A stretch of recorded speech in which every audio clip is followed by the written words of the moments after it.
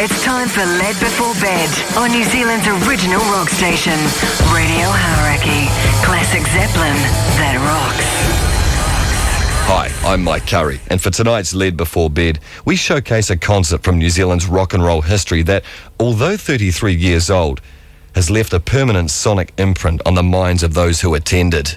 Time may have blurred some of the details, but the sheer power and atmosphere this group generated during their 2 3/4 hour set ensured that the raw essence, the vibe and the camaraderie of that still Friday night would never ever be forgotten. Before I start, I must say this. There'll be absolutely no copies of this show made available for sale, gift, trade or bribe by myself or any other member of the radio network. However, if you had accidentally left a blank cassette in the deck and bumped the record button while dusting, I'd call that an act of God, or just good luck. And finally, this is audio that is 33 years old.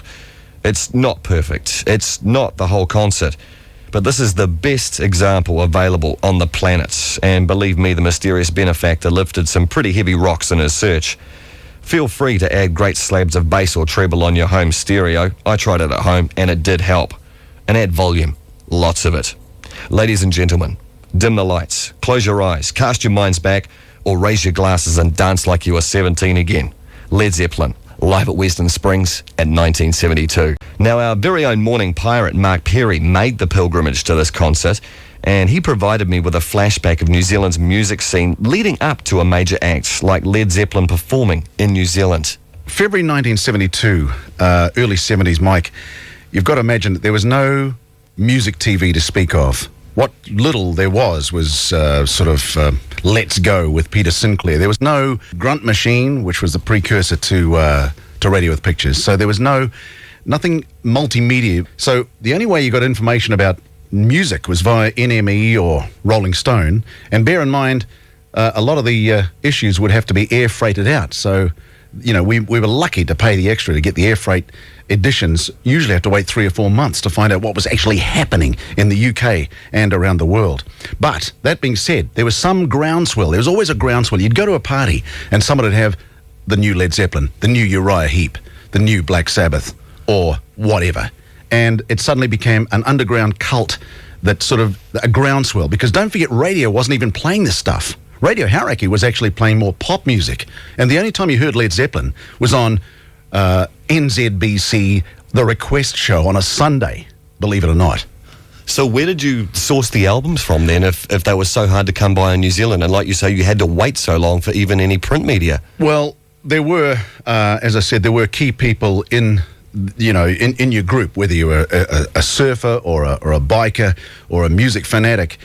You would manage to find out what was happening overseas by a chart breakdown at your local record shop, and you'd chase it up that way, and then someone would spread the word that, hey, Led Zeppelin, you got to get Led Zeppelin 1, 2, and bang. Led Zeppelin 2 was the big album that sort of suddenly everybody had at every party, so that became like sort of, that was the album from that year. I grew up at the Mount, at Mount Maunganui, and that was one of the ports that the American service personnel on the Navy who were fighting in Vietnam would come for recreational time off, leave. So we'd meet these guys who are no older than 16, 17, 18 maybe at the most, and they'd have albums from the West Coast like Big Brother and the Holding Company, Jefferson Airplane, Spirit, Love, all these key bands, key albums that weren't being played on the radio, but everybody sort of had. So Led Zeppelin, okay, they were English, but they represented another genre of the same, about the same era. So was it through those publications that you first learnt Led Zeppelin was going to tour New Zealand, or was it just an advert in the paper that sort of instigated you into buying a ticket? Pretty much. It was suddenly, the network said, hey, Led Zeppelin are coming to New Zealand. But a lot of people went along because their mates were going, and that was it. And a lot of people actually hadn't even heard of Led Zeppelin, but knew it was so big, knew that they had to be at this legendary concert. This is an exclusive on Hauraki. Hauraki's Led Before Bed, live at Western Springs with a classic Black Dog. Close to 24,000 fans had packed themselves into Western Springs that night. They'd travelled from the four corners of New Zealand, and many had no idea of the absolute powerhouse of a show that awaited them. They'd saved, borrowed and shared resources to attend an event that deep down they knew they just had to be part of. Here's how just a few made the pilgrimage to Auckland. We went down in a multicoloured Mini with a friend. A mate of mine and I drove up from Napier. We were in an old Ford Prefect, I think. I came up on the special ZEP train from Wellington, and I looked back and I remember now that it cost $22 for the train and the concert ticket, which doesn't seem much, but it was actually about a week's pay in those days. We left Wellington at 6 o'clock in the morning. There was 2 police on the train the whole way, and they turned pretty much a blind eye to alcohol and marijuana. The atmosphere on the train was pretty amazing. I can remember that every time you stood up in the carriage, you sort of were up in a little marijuana cloud, so you didn't have to do much apart from breathe deeply. Basically, it started off with blowing the engine of my car up on my way to pick up my girlfriend, take her to the concert. We drove up in my 38 Chevy from the Mount with a whole bunch of us paying a couple of bucks for petrol each because it chewed through the gas, the old 38 Chev. We'd like to really thank you for making this, for your faith in making this the biggest thing that's ever happened in New Zealand.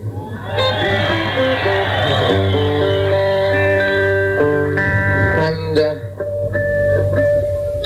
all the travelling involved and all that sort of thing. It's really an amazing thing to hear. We come 36,000 miles or however far, but at least we stopped in Bombay. Which is a good place to go after a war. There was no doubt about it. Led Zeppelin's music simply roared out of the PA and swamped the natural amphitheatre of Western Springs with an unrelenting force. It generated an almost tangible atmosphere amongst the concert-goers who realised this band were certainly not producing just a simple paint-by-numbers set, but pouring every ounce of their souls into what they did. That night, many felt that the band had connected on a personal level. The atmosphere was simply amazing. During these moments, you pinch yourself to believe that what you're hearing and seeing is really happening. It's really special.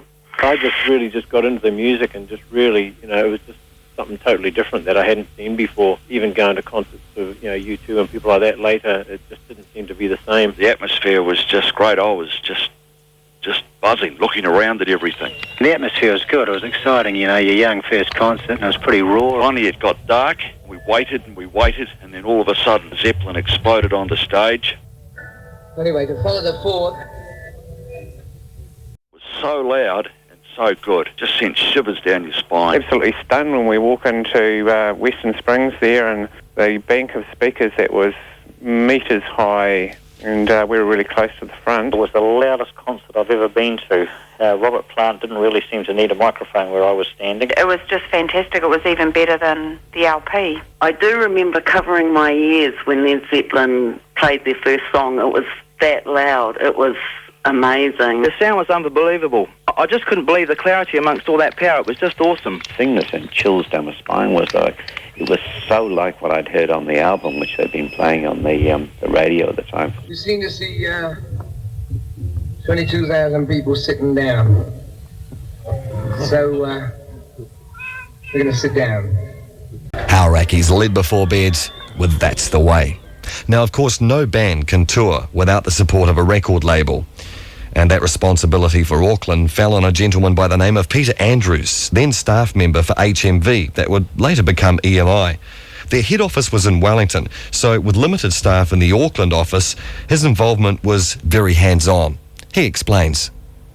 When Led Zeppelin rolled into town, there was really only me and a couple of people in the office and perhaps one other person who sort of got involved, really. So in those days, people at record companies probably had a bit more to do with touring bands than they do these days. When a big band came to town, you went at the airport and you generally sort of, got friendly with them out at the airport and drove them back to the hotel and hung around the hotel and had a drink and all that sort of stuff, and took them to interviews the next 2 or 3 days and hung out with them, went to the beach or went out and did stuff, took them to the show and said goodbye at the end, So you got to know them quite well, probably a bit better than perhaps some people, in some cases you do these days, where it's much more sort of structured these days, and rightly so probably, because it was all pretty, casual, And so generally when the band actually arrived in town, there was, high expectation, and there was obviously for Led Zeppelin when they arrived in town, because there was people there to meet them at the airport. From memory, they rolled in about 10 o'clock at night, and there was certainly, not hundreds, but, a number of people out there, wanting to see them. And as usually, took ages to come through customs and came through in dribs and drabs, and but they were really polite, and they were actually pleased to see they had fans, or as many fans as they had, in such, geographically the furthest corner of the world away from England. So I think they really enjoyed that.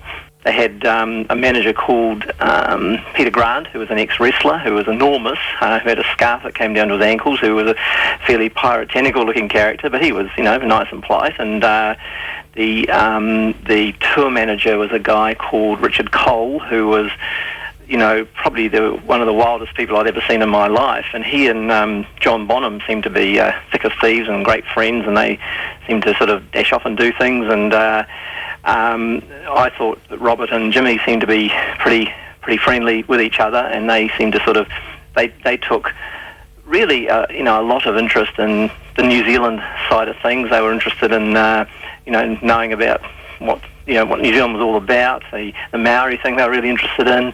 Robert was fascinated by the old British cars that were still on the road in those days in the early 70s, because New Zealand was a bit of a graveyard for British cars. So he was fascinated. He said it was like being in his own hometown when he was a kid. So he sort of found that really interesting. They arrived about 10:30 at night from Australia. What had happened, and they did a couple of shows in Australia. I think one was at Perth or somewhere from memory. Then they came into Auckland, and then they were going after Auckland, their one show, which was their one New Zealand show. They were going back to Australia to do Sydney and a couple of other shows, and then going back to wherever they came from.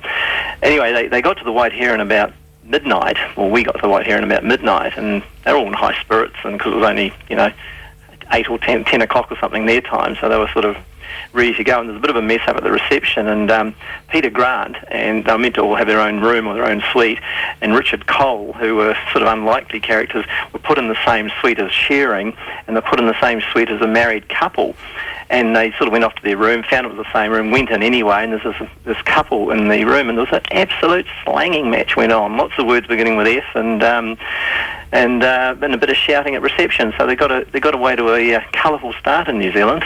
They were a band that got very little airplay except for nighttime radio, and obviously Radio Hauraki led the charge. Most of their songs were very long, and it was a time when 3-minute singles were the norm, and there weren't really any radio stations around that played that sort of stuff. But word of mouth was really good. Retail was really important because there was lots and lots of record stores dotted throughout New Zealand in those days, and they used to get records in and play them in the stores, and people actually used to go hang out in record stores in those days and listen to new music. And we had some wonderful retailers who could sell 50, 100 copies of an important or significant new album, over a Friday night and a subsequent week without batting an eyelid, and without any real marketing support in terms of paid advertising or even promotion, other than the word of mouth and posters perhaps, and possibly very little airplay, and certainly no television advertising.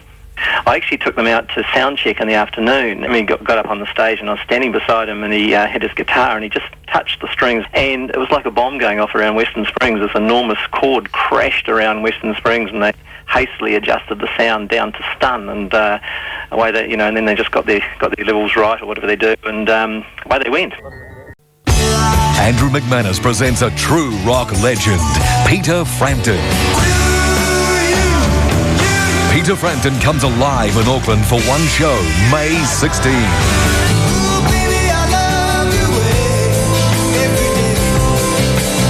Don't miss your chance to hear live songs from one of the biggest albums in rock history.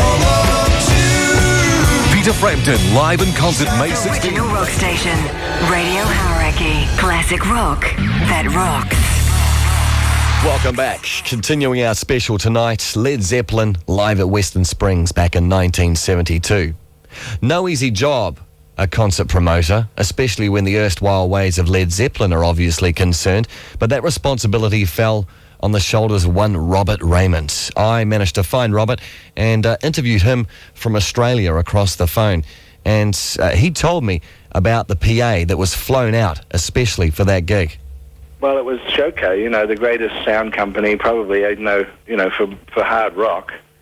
Clare Brothers are the sort of people that did shows later on that came out of America as well. And both of them were just, the best there is in the world at the time. There was no holding back, if you don't mind me saying, you know what I mean? There was no penny pinching or any of that kind of business. It was just full on. It was a tour de force, really. That's the word I would use. It was obvious a lot of money had gone into sending Led Zeppelin to New Zealand. So I did ask Robert whether it was considered a profitable venture, considering the ticket prices were only between $3 and $4. People were coming, literally from Invercargill, everywhere in New Zealand, and we had trains running and everything else. It was quite a successful promotion, I have to say, from a concert producer's point of view. And in the afternoon, it just seemed like the stage was just so far away from the hills at the back that, I have to say at that time in my life, I was wondering whether, we'd gone too far. But, of course, once you let the people in about sort of 3:30, 4 o'clock in the afternoon after we'd done the sound check and so on, and they all started pouring in, and then when we got back from the hotel in time for the gig, and I looked out there, and there was just nothing but people as far as you could see, right up to the back and up into the trees, and it was an amazing view, and it was I'm getting goosebumps telling you the story now just from the memory of it all.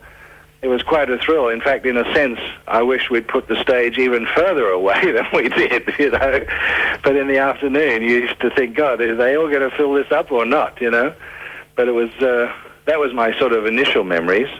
That idea of being able to shift fans by train obviously appealed to Peter Grant, because that philosophy was used again later on for the legendary Earl's Court concerts. But a small pioneering stroke here in Auckland regarding marketing of the band, and it was something as simple as T-shirts. Well, it was the first time anybody had done T-shirts for rock music in New Zealand, and no one had done it before that. So, we were sort of exploring it, really, to see whether people would go for it, and it was kind of like an experiment. I think I'd seen it in America. I mean, you think of it now, it's just hard to believe that people were sort of pioneering something as obvious as that.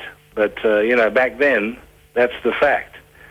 Even the Beatles didn't have T-shirts, if you like, in the 60s, And I've still got one somewhere. It's amazing, but they just had the 4 symbols on. They sold out, of course, but after Peter Grant took hundreds of them himself and stuck them in his limo, I don't know what he did with them. They must have just put them in the equipment or something somewhere and took them back to England, I think. And Robert did make it known to me as well that he would be quite keen to have another one of those New Zealand tour shirts, or even one of the promotional posters. They were red and white, I believe. Probably quite rare, but if you have one that you're willing to give up, Robert would dearly love to have it as a souvenir. roadtrain@hauraki.co.nz if there's any replies to that. And I did ask Robert, after all the trials and tribulations and the headaches that go with being a promoter, what he thought of the concert. They just kind of gelled that night into one of the great concerts of all time, I think, and they would say it themselves. They told me that years later. I've seen them 3 or 4 times at different stages of their career after that gig, although I was never able to get them to come back to New Zealand or Australia, for that matter, again. I went to New York, and I even they invited me to go to Los Angeles at one stage when they were thinking about possibly coming back, but truthfully, they were just so big, and the money was so great, and you've got to remember, in those days, even though we had 23,000 or something people at the gig, we only charged the audience, my memory of it was $5.50 and $6.50. The Led Zeppelin tour wasn't without its hijinks, though, and yes, there were a few drinks at the promoter's house after the concert. We had a party after it at my house, and Bonzo ended up throwing up on the brand new white carpet in the, during the party. It's fairly late in the evening, but. That would have been the real thick sort of shag pole stuff. It would have been a bugger to get out of too. You hit it right on the head. We just put it down about a month before, and my wife, being sort of a brand new, about to be mother for the first time, was pretty shattered when she saw what was going on over in the corner. I also asked Robert about the myth of the motorcycles that he owned getting smashed in front of the stage at Western Springs due to a errant Richard Cole and John Bonham.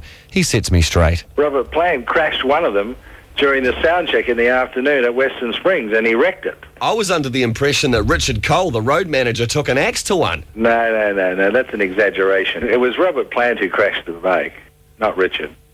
And he did it right there at soundcheck at Western Springs, burning around the track.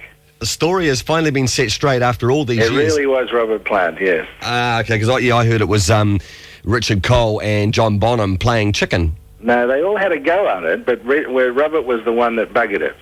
And in true Led Zeppelin form, whether it be boredom or high spirits, they had an attempt at remodelling one of the hotels in Auckland. They were the only guys in the hotel, and I think from memory, they had 24 rooms or something like that. I can't remember the exact number now. But the only other party that was staying there were international doctors. There was a medical convention on in Auckland, an international medical convention. So they had all these doctors there as well. And in the night, Zepp decided to get the night manager of the White Heron drunk. And they got him totally pissed. And then they went down into the kitchen and pulled out 2 trays of lobster thermidors, which had been prepared by the chefs during the day, for business the next day for some part of the convention, for the medical convention. And they took these lobsters up to Peter Grant, who had the presidential suite. He was staying in the best room. And they ended up having a fight with them. They actually started throwing them around the suite, across the bed and up and everywhere. And the next morning, I get a phone call at 8 o'clock from the housekeeping person who's just arrived at work, saying, "Mr. Raymond, you have to come down here immediately." So I go down, and everybody's in tears. Peter Grant, for some reason, wasn't present. And there was stuff literally dripping off the roof and the walls, and it was just like an absolute disaster, And I ended up saying to Peter when I finally found him, "What are we going to do here?" He said, "Don't worry about it. We'll just pay for it. Put it on the bill or something. Get a decorator in to do the room up." And so that's what happened. But of course by then I'd already had phone calls from the White Heron Lodge owners on Queen Street, which was the Kerridge group. Robert Kerridge and his gang. And they said, "Look, Mr. Raymond, that's the last time you can have anybody staying here at the White Heron." So I was out of the picture for a while. The other thing that happened was the night manager had slept in because he was drunk, and he forgot to wake up all the doctors who were flying out on various flights in the morning internationally, and they missed their flights. And so there was a whole drama about these doctors who were expected to be travelling off overseas or something the next day. It was really, really bizarre. It's Led Before Bed on New Zealand's original rock station. Radio Hauraki. Classic Zeppelin that rocks. Welcome back. Heading into the tail end of the special Led Before Bed as we showcase the greatest rock and roll band in the world at Western Springs in Auckland, February 1972. Everyone went for a different reason, whether it was just to accompany a friend or whether because they were an ardent fan of the bands. Each and every one of those people came away with a highlight of their own. And these are some of them. Jimmy Page playing the guitar with a bow and using the mic stand to get these most amazing sounds that are just unforgettable, and they kind of, sends like chills up your spine. Robert Plant's vocals, you hear them on the record and you think, oh, they've done something, but no, his voice is so powerful. The ability to reach such a plateau of sort of feeling and emotions with rock was never more defined than Led Zeppelin at their greatest, and one of their greatest gigs ever was that gig in New Zealand. What blew me away the most, I think, was probably Jimmy Page's lead work on Whole Lotta Love. It was always my favourite Led Zepp song, and when he did these little magic tricks and gave the thunder and lightning sound using a little sort of black box with an aerial sticking out of it from memory, it was just absolutely amazing. Whole Lot of Love with Plant voice, and of course Page just ripping on the guitar, magic stuff.